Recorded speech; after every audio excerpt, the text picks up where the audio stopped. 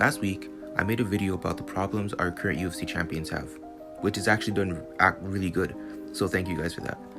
So I decided, why not talk about the best things our current UFC champions have? So let's get into it. The only thing I can really say about Pantoja is the fact that he's cleared his entire division. He's one of the few fighters that's walked through his entire division before even becoming champion.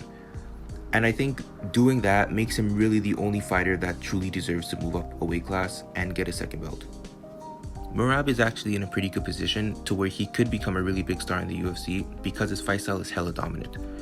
Although he doesn't aim for finishes, he gets into the octagon and ragdolls all of his opponents for 25 minutes. Moraga is also super entertaining during fight build-up. His personality both outside and inside of the cage, especially during the 306 fight build-up, helps make him tolerable even for the people that dislike him. Moraga's cardio and his pressure is actually fucking insane. The way he's able to constantly stay on you for 25 minutes without getting tired or slowing down is crazy, especially with the wild ass fight style he has. I really do hope Ilya beats Max in 2 weeks because I be hyping up Ilya in these videos like crazy. But I think right now in a sport with a lot of great boxers, I do believe that Ilya Toria is the best boxer in the UFC.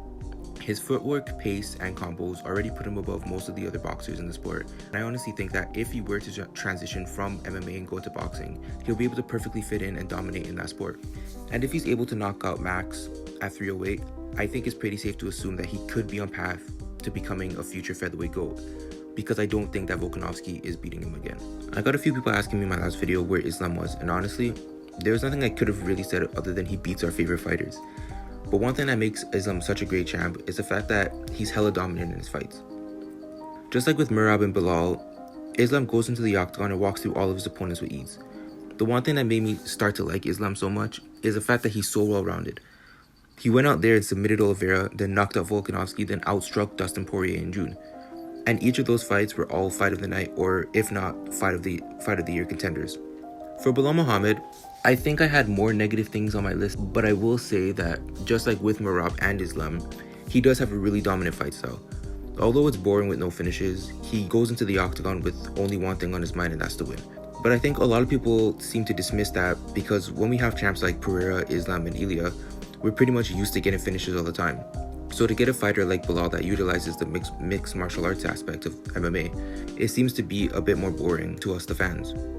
Although Alex Pereira being active could eventually lead to his own downfall, it's also been great for us fans, because whenever there's no main event for a UFC card, Pereira is always there to save the card like he did with 300, 303, and 307 yesterday.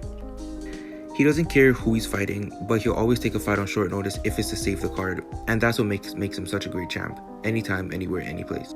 And short notice or not, one thing that's always guaranteed with an Alex Pereira fight is that he always gets a finish no matter the opponent.